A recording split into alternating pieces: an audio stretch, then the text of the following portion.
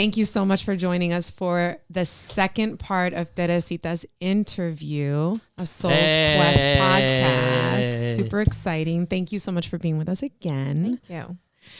I'm your host, Jessie. This is my co-host, Omar. And Hi, then, everybody. Of course, our very special guest, Teresita. You feel like you never left. I know. It feels like that, especially since we're all wearing the same clothes. Right. I just threw it out there.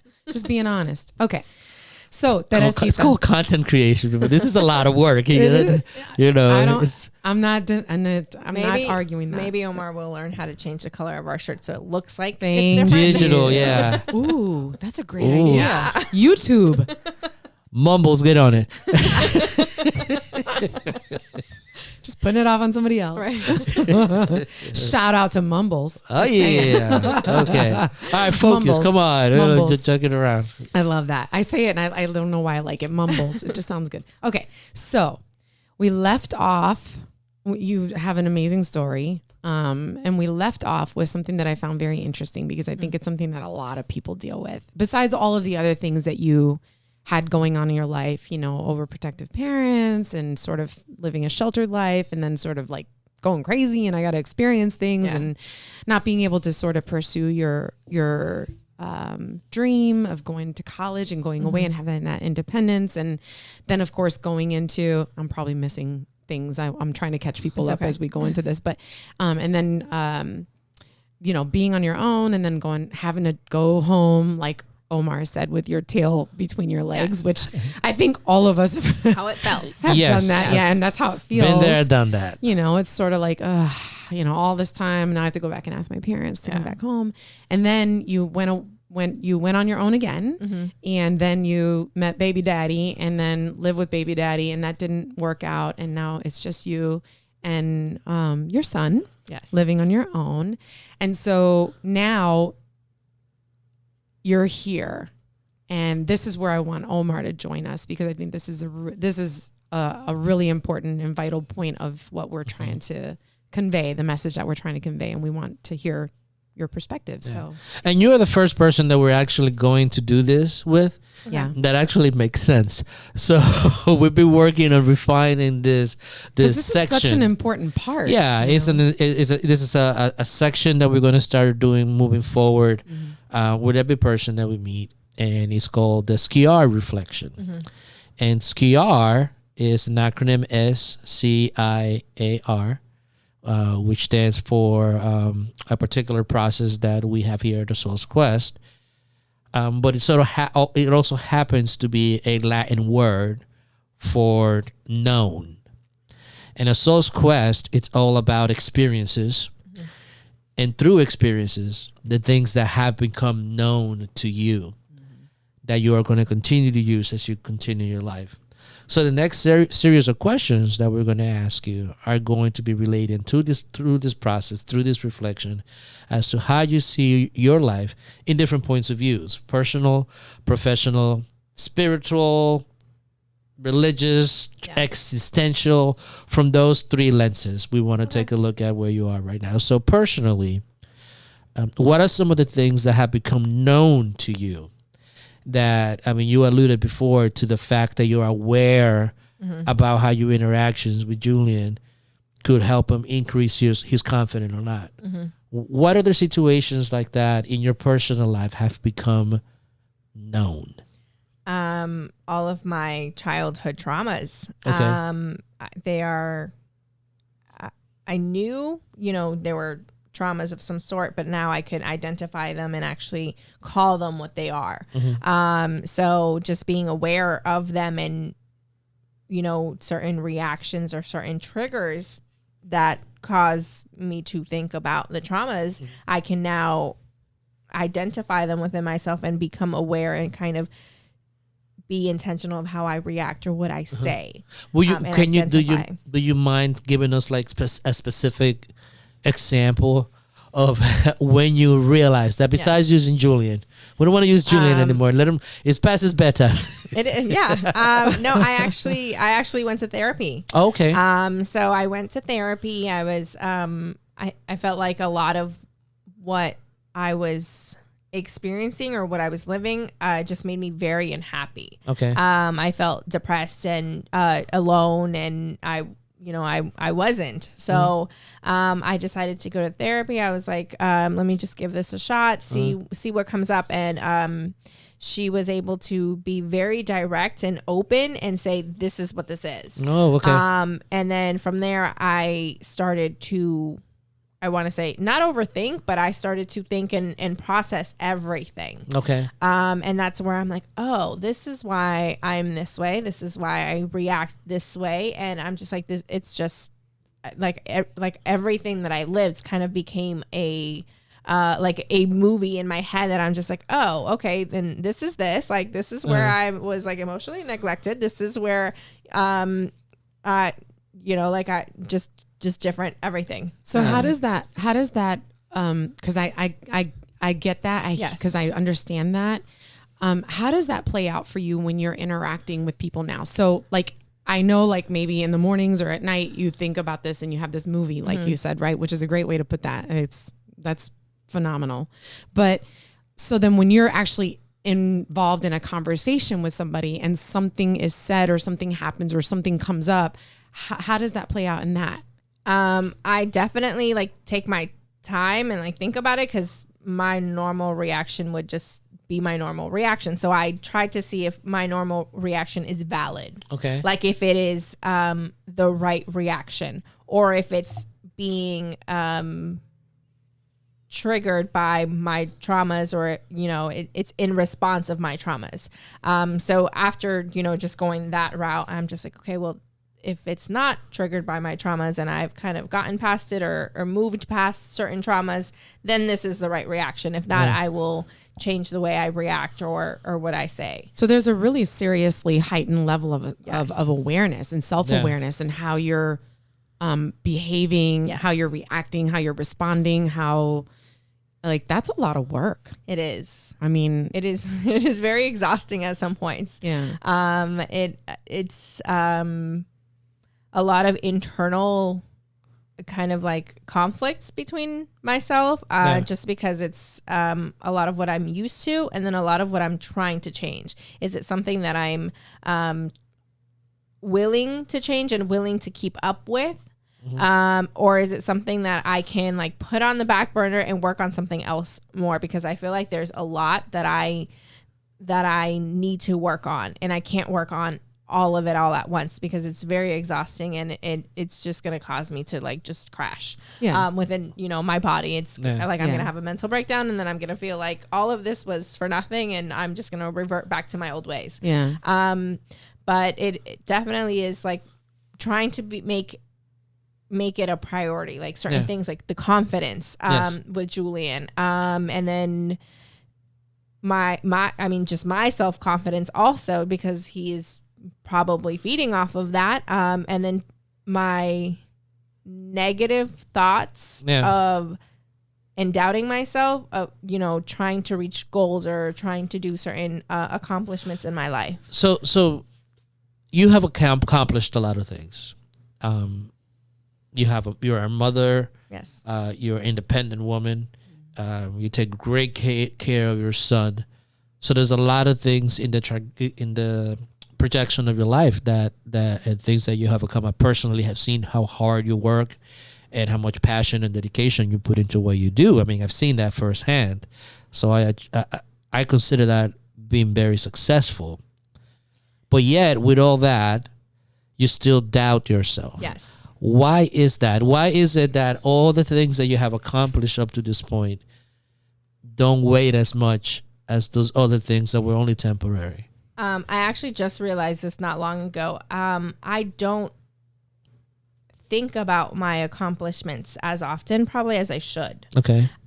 So a lot of the accomplishments that you listed, I'm just like, okay, yeah, like normal, like whatever. Mm-hmm. But if I sit down and actually think, this is what I did, this is what came out of it. Like if I put it down or just think about it in each accomplishment and just like line them all up or visualize them, then I feel like, oh, I actually accomplished a lot. Correct. And it's probably more than, I thought I would have accomplished, or my parents thought I would have accomplished. And it would make me feel a lot better than what I was feeling like, oh yeah, I did that. Like, it's whatever. It was nothing kind of thing. Cause that's how I see things. I kind of just brush them off, and I'm just like, well, this is what I want to do now. This, like, what can I do to get here? And I kind of fixate on that goal and not feel as confident, or not feel like I can, because I'm not celebrating my own accomplishments. I'm not recognizing them. So let me ask you this, because this kind of like segues into your professional life, right? Because we understand that a lot of your self-confidence comes from your upbringing. Yes. But you were able to accomplish a lot of things and overcome those cultural limitations, right? But you still struggle with the confidence. Is there any reinforcement in your environment, professionally or personally, that attributes to those feelings? Because, for instance, I will tell you, you do great things, and you still have a lot of things to learn, and you're still growing, and you're going to discover that. But you're great. You do a lot of great things. Is there any other reinforcement that comes from any other place outside of that or something that says, that contributes to kind of saying that, oh no, you're not good enough? I think I revert back to old habits. Okay. Like my dad just bringing me down, or if I cooked something, oh no, you should have done this, or if I did something, well, this, my mom got good grades or something, you should have gotten better. You should have gotten 100, you should have gotten honors, like all of this stuff. I kind of revert back to that way of thinking for myself. When I first started my career, I mean I did have those external people giving me the, that confidence, or just letting me know that I'm doing a great job. And I kind of built off of that. And I said this to a coworker the other day. I feel like I value my work ethic more than I do my personal anything. Just because that is something that I dove into, and that is what makes everything else work. Just because if I'm not making money, there's nothing else to do. Like, I can't make it else. Like, I'm not born rich. I'm not just making money and just not doing anything. So I have to have a great work ethic. So I really put everything into my work ethic. And then, I mean, if that is being questioned, or if I'm questioning my own work ethic, where does that put me?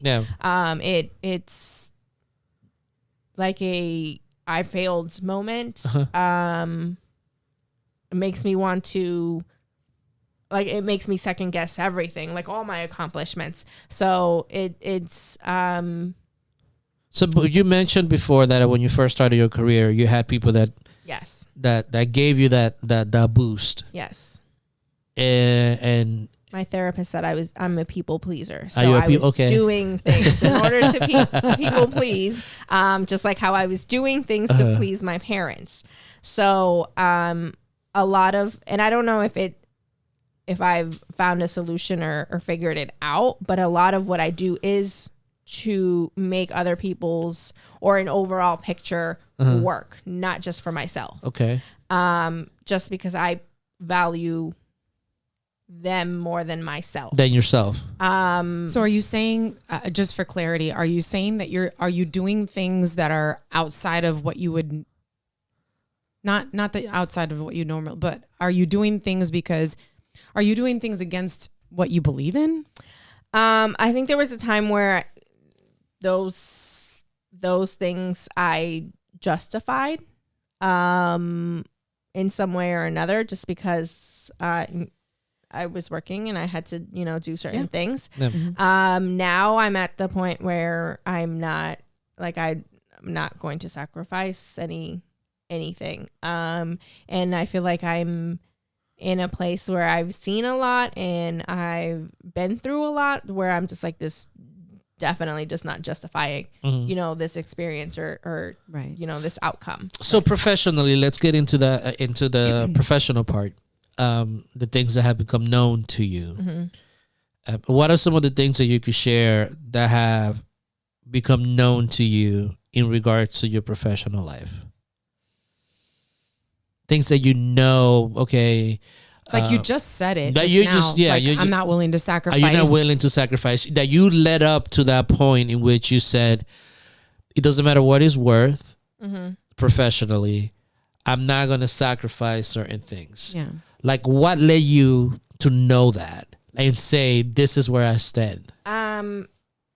Seeing it to people that I cared about or just had a relationship with, like friends at work, just seeing it and seeing how things were done and then having it done to me. Okay. That was just like, okay, like at first I was able to justify this, like, okay, this is overall, like it's going to make things work. It's going to be good. And now like, I'm like, this doesn't make sense. I'm like, and after being in, there for so long and seeing the different times movements and options and routes we can take, I'm like, well, why couldn't they do this and this? So then everybody wins. Yeah. Or, this creates an even better outcome and it's better in the long run, not just, right then and there, which is what I feel like is happening a lot now. It's just like a Band-Aid to cover up what is happening. And in the long run, they're just like, we'll worry about it when we get there. When you get there. How does that make you feel as a person that is in that profession,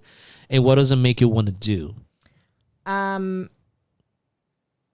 It's made me want to change some things. It's made me want to speak up and voice my opinions and thoughts. And my experience doing that kind of backfired on me. Like now, I was like, I'm used as a scapegoat. But I don't think I took it negatively. I want to continue to do that, but I don't think it's there. Yeah. At where I'm at now, I want to do it and kind of be an advocate and make sure things are happening elsewhere. And it sounds odd because I want to be able to change things there. Yeah. But I just feel like it's too much for me. Like I can't do it there because I've like grown there. Yes. I have that was my life. I've been there for a while. So it's too much damage and too much hurt for me to do it there. So I feel like I'd have to go elsewhere. Yeah. Well, I think it's really awesome just to say that for you to still have that vitality, I guess, if you will, to say, okay, I can't do that here where I'm at now, but I still want to do that. And I want to do that somewhere. You may not know what that is right now, or you may not know where that's going to be or where you're going to head or lead. Your life is going to lead you, but that's the quest. That right? is the quest. That's the whole thing. But the fact that you still have that in you and that's not lost. Dead or lost, if you will, you know what I mean? So what were you going to say? Sorry. No, I was going to say that whenever you're embarking into making that choice, you know that you came to this is a fork in the road. Yes. And you made a decision. What kind of feelings arise? I know fear, terror. Like, how do you feel about the unknown, considering that you have responsibilities, one. Yes. Number two, you want to maintain your freedom. Yes. Right? Your monotony. Autonomy. I'm sorry. Autonomy. Monotony. No, that's boring. Autonomy. Autonomy is what. You know what I. Thank you. I knew what you meant. I was like, wait, monotony? No, not monotony.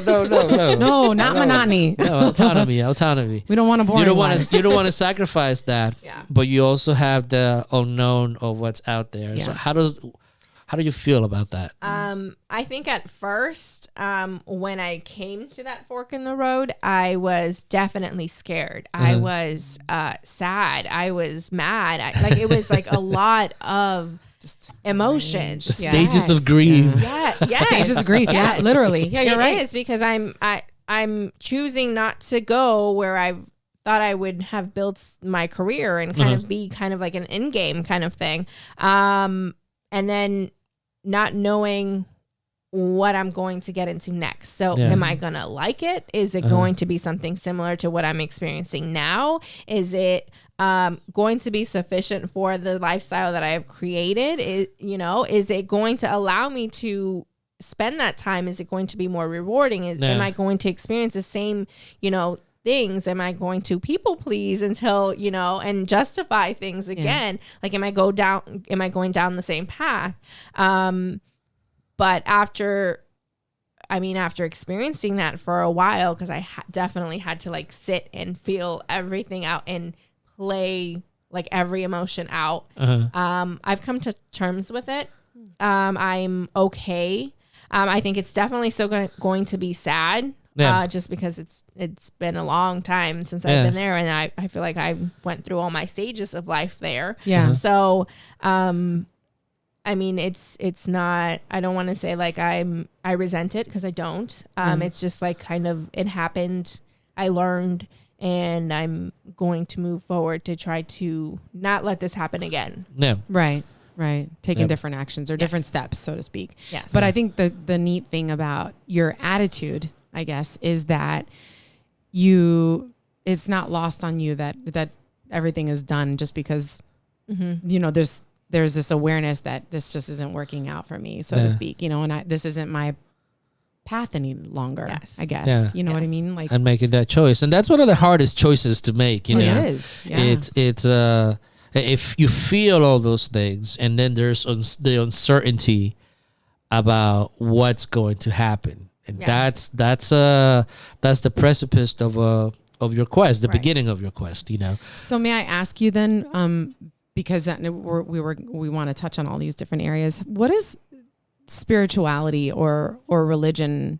What role does that play in your decision making and just everything? So, I mean, I was brought up Catholic. Okay. And up until, I want to say 7 years ago, my parents really dove into it. Like, they are at church a lot more than they're probably at home on certain weeks, and they go to retreats and all of that. Wow. They just like, I mean, I feel like just with anything, when they find something that's good and that works for them, they try to bring everyone with them. So, I like multi-level marketing. Hey, religion. That was great. Awesome. Yeah, that was great. Just saying. Anyways, moving on. Sorry, I don't mean to bash any religion. I'm not bashing religion. It just sounded like multi-level marketing. That's all I'm saying. I mean, if it works, it works. Ultimately, definitely. I tried it. And then I felt guilty just because I was working 5 days a week. Then I was going to church. And then I did, what is it called? Catecismo. Yeah. Your what is it in English? English. Here we go. Wait, it's the Catecismo is the well, you get the Holy Spirit. I mean, oh my gosh. Confirmation. So I taught, for confirmation. I was going to say communion, but that's too young. No, that's la comunión. It's confirmation. It's confirmation. So I did that, and I actually was assisting a teacher, you know, for the kids to go get their confirmation, their first communion, like all of that. Okay. And then I did that for a year. I was involved. And then the second year, they just threw me in. They're like, "Hey, you're going to be a teacher." I'm like, I don't have any teacher qualifications. But yeah. They had confidence in you. They did. They're like, "Yeah, here's a book. Just go on it. Like, make sure you touch on this on certain dates and all of that stuff." So I was like, okay. And I got probably the most difficult class. And it was majority boys. And what boys want to learn? You know, I'm like, about the Holy Spirit. Yeah. So here I am going on Pinterest, being creative, making games. Like, I'm like, okay, we're going to race. Who does this prayer faster? We're making 2 teams. And like, they each have a line. And I'm like, okay, that works. And they're like, we had to do surveys at the end. Yeah. So they're like, oh, are you coming back? Can you be my teacher? And they're like, you play games with us. Nobody else has done. And I'm like, now I'm like, am I doing this right? Am I not? They like me? Whoops, I know. I'm like, really? You give me a hard time. Yeah. Like, you're out here dancing. Oh, that's funny. But you like this. Okay. Wow. And then, I mean, after feeling guilty and feeling like I don't spend enough time with my son, I was like, okay, I can't. Okay. I can't. I'm not willing to sacrifice that time that I could be spending and could be having, you know, could be traveling with him, could be spending quality time and doing stuff and learning about him and him about me. Yeah. You know, and, you know, even though it was a good thing and I felt good after, you know, each class and everything, I was like, I need to put this kind of energy into my son. Into your own, yeah. Again, Into a yourself. level of awareness Yes. that Correct. and I'm not saying young people don't have this, but I think a lot of the times people have it, but they don't act on it. Well, and that's the reason for this KR reflection is that there's a lot of moments, and one of the good things about you, it's that you had that a lot of people growing up thinking that being the loner is a really bad thing. But personally, I think that you were able to reflect and have more awareness because you have more of that quiet time to think and reflect. So something that came out of something that quote unquote was negative, Yes. it's a real good asset to have because it allows you that time to reflect, to know all these things, to know when you make the mistakes and know how to move forward. Yeah, So, definitely. sometimes our weaknesses or what other people perceive are weaknesses, Yeah. are the things that are most powerful. They're like the diamonds that we hold. Oh yeah. Yes. And it's kind of like reflection on that. I want to touch on something that you said in part one that kind of stuck with me, and you said education is important, and I want you to tell me a little bit about your education journey, because you said that it was spotty during college. But what came out of that adventure, and where are you when it comes to your course, your path in education? I dropped out. I changed my major. I wasn't sure, what I wanted to do. I went into the field. I didn't like the environment, so I changed it. And then And what field was that? Teaching. Teaching. Okay. Teaching. Okay. I did in high school. I did teacher's aid. So I was kindergarten. I saw a lot of autistic and special needs kids that weren't identified yet. So just seeing the teacher kind of problem solve and doing things hands on with them kind of triggered a lot of, like got some wheels turning. Like I should try this and I should do this. So I did that. I actually got hired at a school, and I was a ELL paraprofessional. Oh, okay. So I thought I was like, this is great. I'm going to be able to help like the Spanish speakers communicate with parents and all of this. And apparently I didn't have all of the flexibility that I wanted to. It was strictly like, just go in here, do this, and kind of get, and I was like, You didn't have like an academic freedom, so to speak. Okay. So, and then And why is that? Was it just the curriculum was just set, or there wasn't, like, you just had to teach what you were told to teach, and that's it? yes.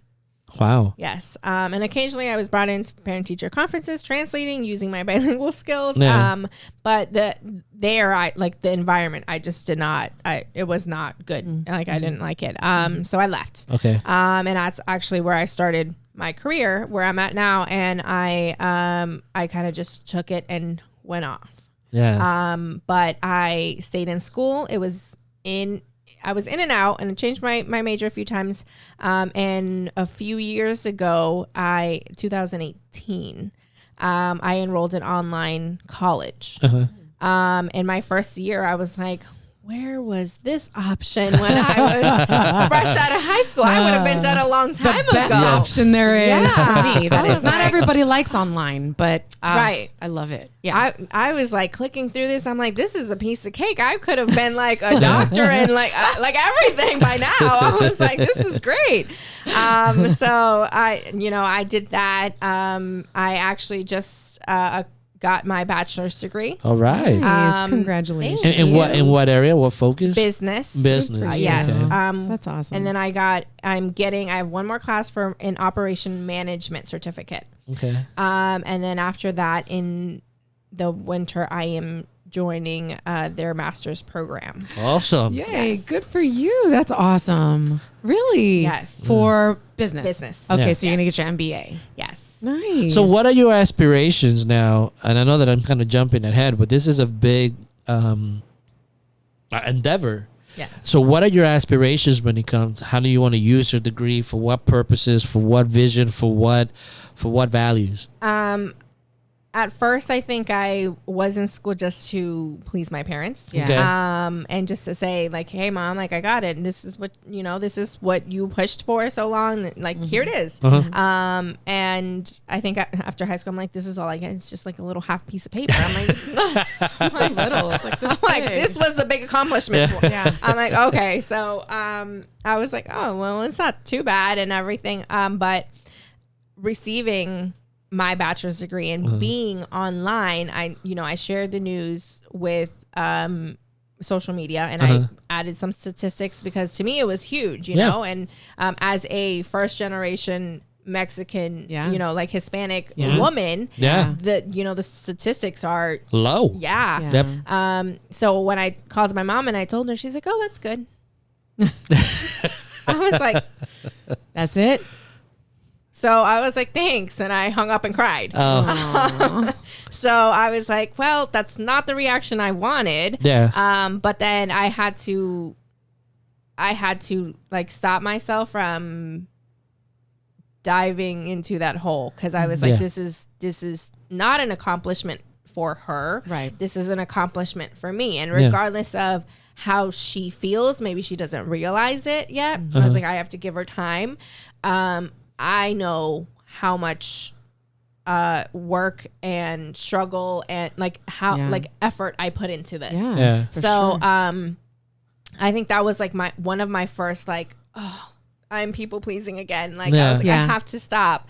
And it's very hard because I feel like it comes natural to me. Yeah. But that's my school right now. My mom actually got a few phone calls from relatives, and it's like, oh yeah, are you guys having a party for her? Like she graduated and everything. And then my mom was like, wait, what? Huh? Yeah. Like, what are you talking about? And she's like, yeah, like this is big and everything. So then my mom called me back. We had this whole conversation, and then she's like, and then she turned it around and she was like, well, if you would have started when you first started, you would have been done a long time ago. And I was like, it's like a compliment without a stab. Yes. It's always like that. Yeah. And before it used to motivate me. Okay. Now I'm just like, it hurts. It hurts. And I'm like, do I take it and not talk about it? And then it's hard for me to bring it up to them because I don't want them to feel bad. Yes. I don't. So, want you're to hurt stuck them. between the rock and the hard place. Yes. Like they are your parents.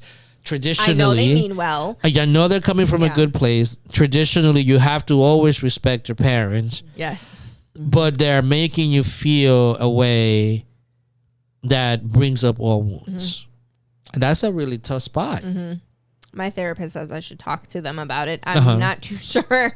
I'm not too sure I want to, just because I feel like I will cause them hurt. But then I also feel like if I do, I'm just going to cry the whole time. But I will probably feel better, and it will actually make them understand why I feel or how I feel when they say certain things. And it might be hard for them to change because, they've done this. This is their life. This has been their life. So I have to also learn to be okay with it when it comes out like as a natural reaction. You can't, it's almost like you can't have expectations on people. I mean, I know that's hard, but yeah. But this is one thing that you're doing right now that from what I'm seeing and hearing is the fact that you're not holding resentment or hatred towards them. You are internalizing this thing and understanding that this is something that I have to deal with. And as much as I would like them to treat me differently, I know that I can't force them to it, even though I should eventually talk to them about it in a way that is constructive. Yes. But you don't have any resentment or hatred towards them. No, and I think it's because I understand the way they grew up and that they did better than what they were brought up. So honestly, it's nothing that they could have gotten perfect right off the bat because, I mean, who gets everything? Of course. Right. And they did the best they could at the time that they could. With what they had. Yeah. So just understanding that and understanding that they did do better from what they grew up with is okay with me. So you knowing this now, right? You understanding that because again, on a personal level, that is something that I had to be able to overcome to be able to know that my self-confidence and what my parents, my mom did, and my dad, they only did it because this is what they knew. Mm-hmm. And I had to go past that to continue to, create a path that is individual me, still deal with them, not hurt them, love them, and care for them, but know that the scars that I have can no longer affect me. Mm-hmm. How do you mitigate that as you go forward? How do you deal with that, knowing that this is what they did, I get it, I get why, but I want to be a better person and I still want to live my life? How do you do that?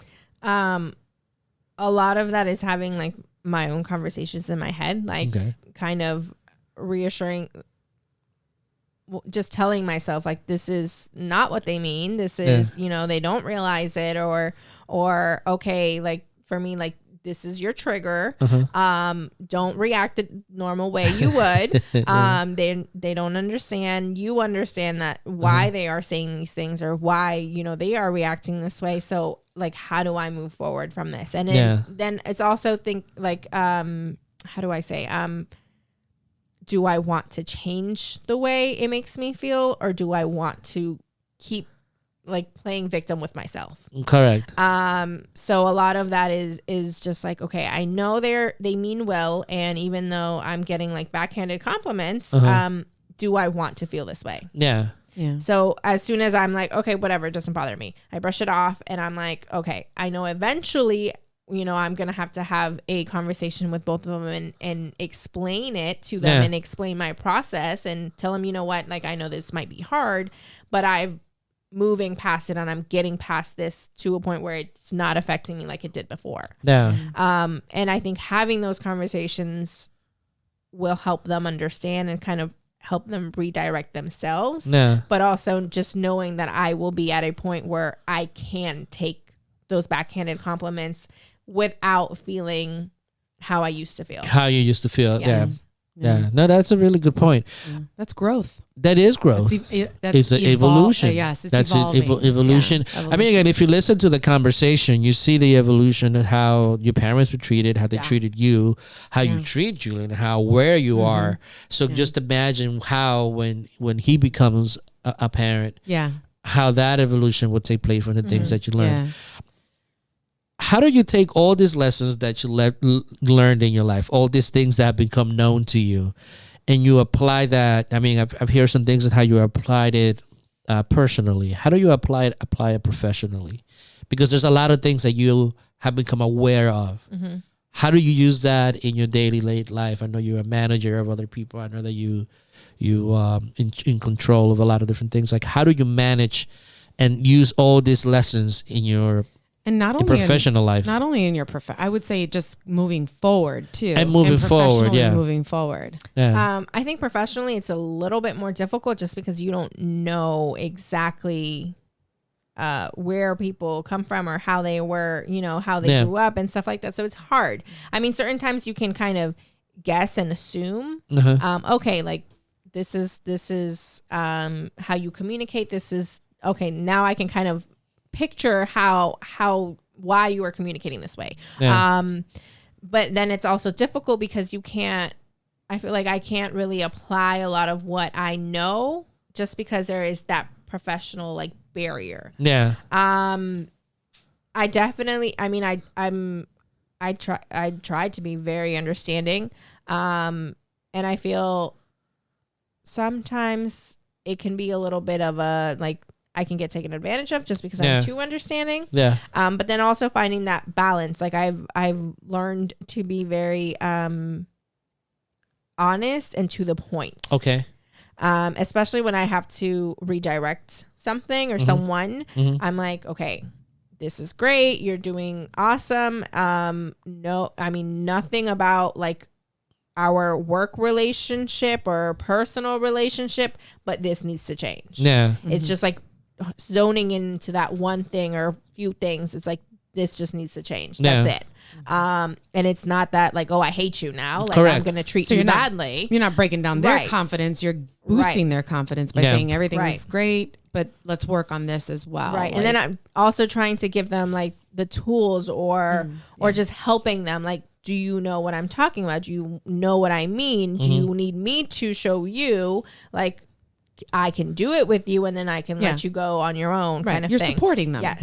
Yeah. So just trying to do all of that while, still maintaining my position in the, in the process that I have to take. Yeah. I want to talk to you about death first, because one of the things that I believe in is something that we can't escape what's known, and that's one of the things that is truly known. Right. What are your thoughts on it? So I have different thoughts. When I think of death for myself, I'm like, okay, well, I mean, it's inevitable. Like, I'm going to die. Oh, I'm okay. Whatever, happens, it's okay. When I think about my parents or even Julian, like, I'm like, oh no, I don't want to go down that road. You don't want to go to that road. I don't want to go down that road. I'm like, I can't. But then also realizing it's going to happen. Yeah. And it's going to happen, like, I mean, they're older than me, so obviously they're going to go. It's not like I'm going to go and I won't have to worry about, feeling the way I feel. Right. I'm going to have to deal with it. I'm going to have to deal with everything. So, it's, how can I say it? It's, I feel like I will be a complete mess. Okay. A complete mess, but also I will have to be like the strong person in my family to kind of keep everything going. Cause I mean, if my mom goes, then I'm who they have left, cause my mom does everything. If my dad goes, then obviously, I mean, my mom loses a companion, everything that it's all kiltered. Everything that we've been through with my dad and any like positive or negatives that we've been through, like all of those feelings are going to come out right then and there. And they're not going to know how to process it just because it's a death. And it's not okay. It's not the emotional abuse. It's not the drinking moments and all of the fights and everything. It's because he died. So all of that is going to just hit at once. So I'm like, I have to be like prepared. And how are you preparing yourself mentally? What are you doing? Yes. I mean, I think my process now, just going through my own reflections, is helping me also to help them later on. Just because I may not have gone through the same things or the same exact things, but I was there and I witnessed certain things that I can probably help process and understand for them.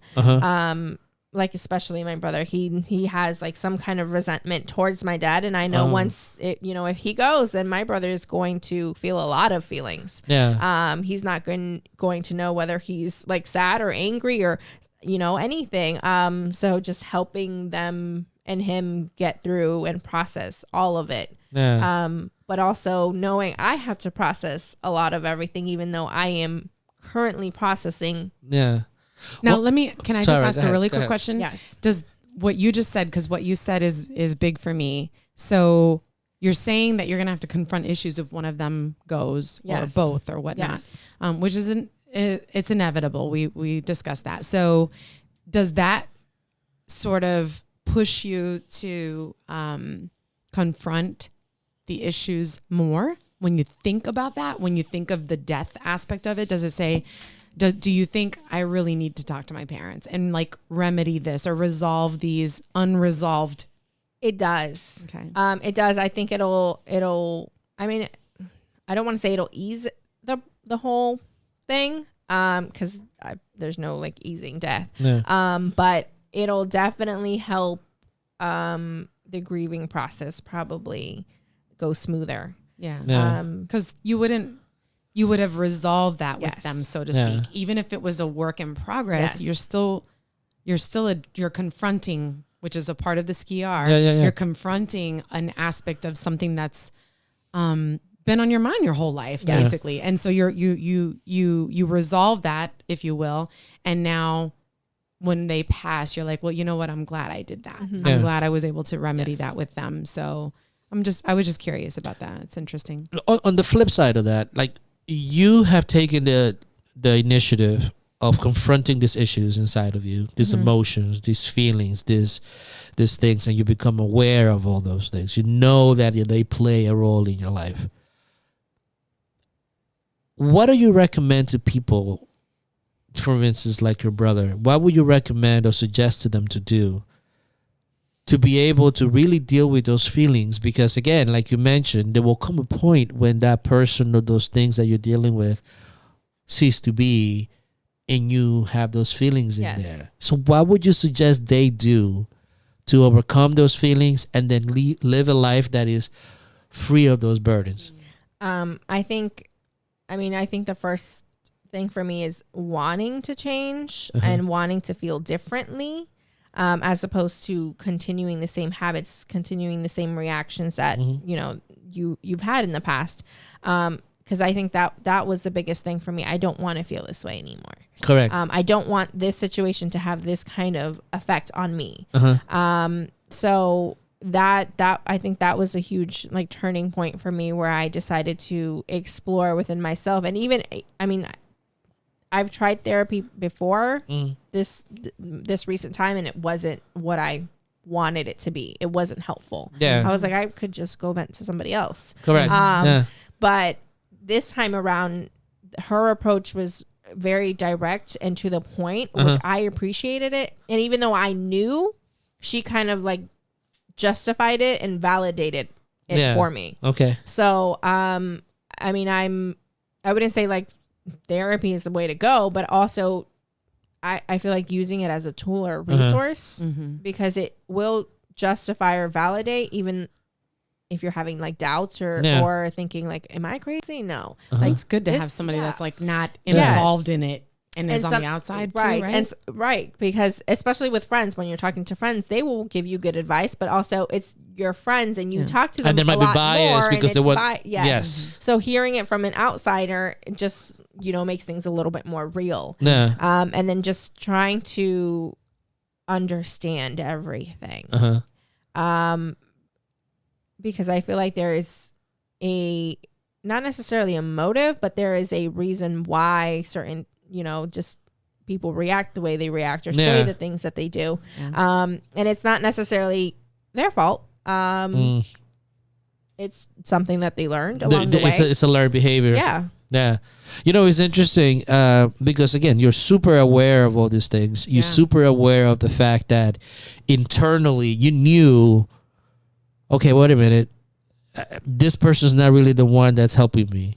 And you had to find someone that is almost the opposite of your personality, right? Somebody that's direct to the point. And that says a lot because, again, we want what we want, but sometimes the message doesn't come from the messenger that we expect. Exactly. Yes. Yeah. And that's another point that's really good to, because again, sometimes someone will see as someone that's abrasive and to the point, as a negative when they're giving you, right? Yes. But sometimes that approach also is needed. So it's not at all one size fits all for everybody. Yeah. And it's funny because you saying that right now, I think to like my communication style, like I would never be that upfront and to the point and that just short. Like I feel like it's rude. Yeah. I would never, speak like that or anything, or especially in a professional manner. Like, yes, I can be to the point, but I will make it like a comfortable situation. And, so when I think about like my communication style, I'm like, that is not it. And if you're talking like that, I feel like I'm like, oh, you're yelling at me, and I don't know how to respond. I'm not dealing with this well. So it's crazy how finding a therapist that worked because I'm not used to it. I kind of, I'm just like, I'm going to remove myself from the situation. So it like, I actually came up, I thought about that not too long. I'm like, I don't communicate, like that. And when someone does it, I'm just like, I need to move and go away somewhere else where I don't hear this. But it's also just not, because the tone makes difference. So yes, it does. Kind of putting the tone on the back burner and listening to the actual message. Yes. Because that's I think why my therapist worked for me. Yeah. Because she delivered the message that I needed to hear. So I responded to it. It wasn't necessarily her tone. Her tone, yeah. Yes. But again, these are things that become known to you as you become older, and you start realizing that life is so topsy-turvy and it's not a straight line. So with that said, now that we're approaching the end, I want to ask the question as to what is the future? What is first the philosophy of life that you're going to continue on? And what are your plans for the future? I know that you're in a transitional period right now, figuring out exactly, but what is it that you like to get and experience out of life? I definitely want to keep learning more about myself, about, other people, just learning, being more aware and intentional. So that's where I'm at right now. And transitioning, I want a work environment that I can do that in. Correct. I was looking for a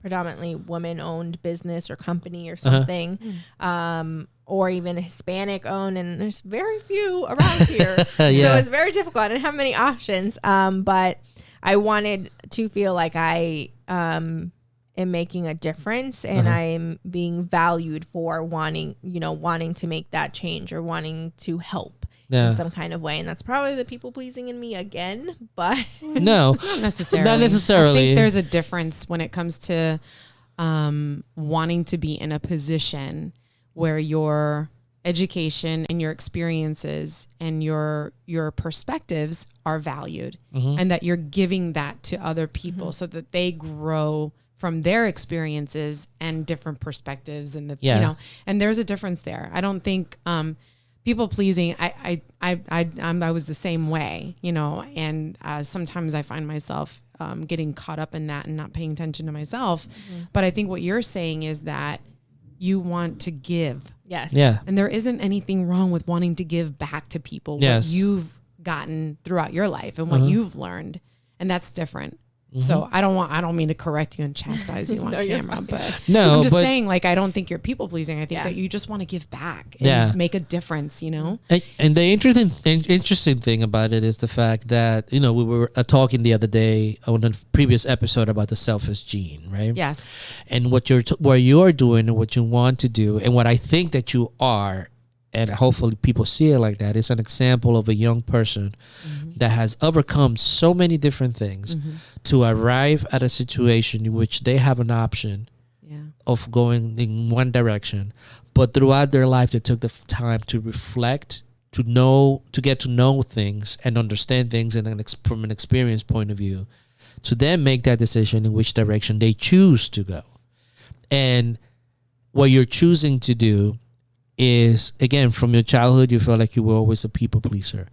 But instead of looking at yourself as a people pleaser, what you are is that you're balancing out exactly the need for taking care of yourself and the need to help others. Right. And I think that's a beautiful place to be in, because both are importantly equal. But without you and you taking care of yourself, you're not going to be any good. Yes, to anybody else. And you'll recognize that that's where you are, and what you want is that you want to create a lifestyle that meets that. And there's nothing wrong with that at all. The idea now is, how do you go about it? Yeah. Which is your quest. Aha! And a great way to end your interview. It is. Really. We appreciate you sharing your life with us. It's hard to be so open and be vulnerable, but we appreciate it, because there's plenty of people who are on the same sort of path, or who are going to relate to a lot of the things that you've gone through. And I think it's really a beautiful story. And I know Omar loves having you here. And We can't wait to share. I'm grateful. And by the way, just to let you know, our organization is 55% owned by a Hispanic woman, and it's totally Hispanic owned. Just to let you know. Okay. We don't have a position available now, but you could create one. Check back with us. Listen, if I can be useful, I'm here. Opportunity. I will find a way to be useful. If I could be like the Joker, there's opportunity for aggressive expansion. There you go. That's awesome. You like that? What are these movies? I just We need to paint your beard green. Hey, yeah, because I have no hair. Okay. Thank you for bringing that up. Is there anything else that you would like to say at the end? Anything you would like to say? Thank you for this opportunity. And seriously, subscribe and like, because I've subscribed and like to everything. So thank you very much for having me. Thank you. That's awesome. I don't need to do an outro now. Look at the camera. See you later, Questers. See you next time.